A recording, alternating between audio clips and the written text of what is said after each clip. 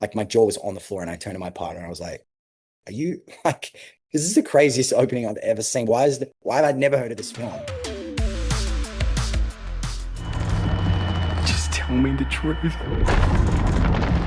Just say it. I can't lose you twice.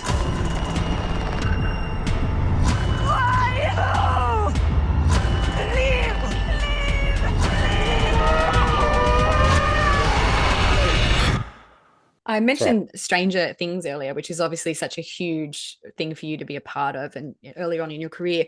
With the final season approaching, how do you look back on that experience? With fondness. I think, that's such a formative period of my career, in the same sort of year to done that big Power Rangers film and do Stranger Things and have all of these opportunities and to have met some people that have shaped, who I am and who've helped me and mentored me, that have incredible influence, and also to have been a part of a show that helped me be able to go do things like Went Up the Hill in terms of financing a production like that, but also being able to take 6 years off financially to go, I'm not going to work, I'm going to wait for the right thing.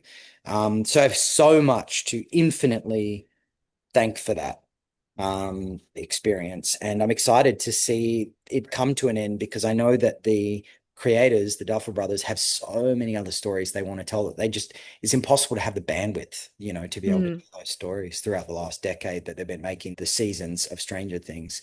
So I feel super excited. Well, Billy was such a fantastic character. I think he has one of the best arcs in the show. It was definitely sad to see him go in season 3. Yeah. Thanks, Leigh. We're all about celebrating the joy of cinema here at Popcorn Podcast. Yeah. Could you share an experience that you might have had when you were younger at the cinema, or a moment on film that's brought you pure joy and just stayed with you? Oh my gosh. It's a hard one. Yeah, I don't even know where to start. I mean, so much of my childhood was spent in my room. Like cinema was my escape.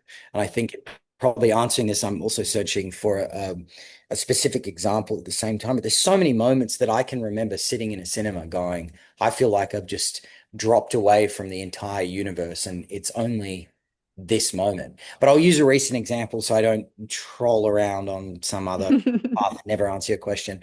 I was introduced to this film the other day that was directed by Hype Williams in 1996. It's called Belly and it stars Nas and DMX, the rappers.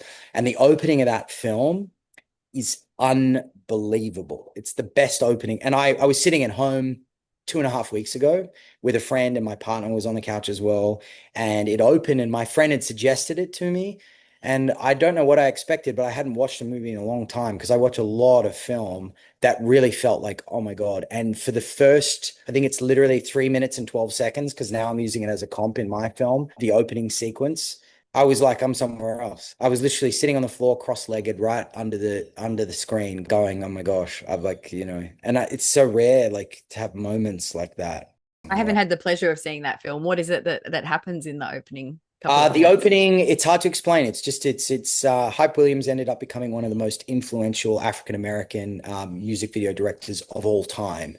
Tupac, Biggie, Nas, all of the greatest, Beyonce, Jay-Z, everyone. And this was the only film he's ever made in 1996. And so the opening is cut to a piece of music and it's about a bunch of people that go into a club and they shoot it up and grab some money and leave. But it's not even about that. It's about and the way it's shot. It has a 4K colors as music, so it's so nice in the R&B and rap scene. And like I just was sitting there going, like my jaw was on the floor, and I turned to my partner and I was like, "Are you like? This is the craziest opening I've ever seen. Why have I never heard of this film?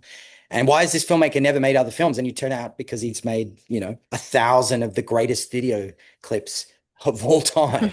Yeah.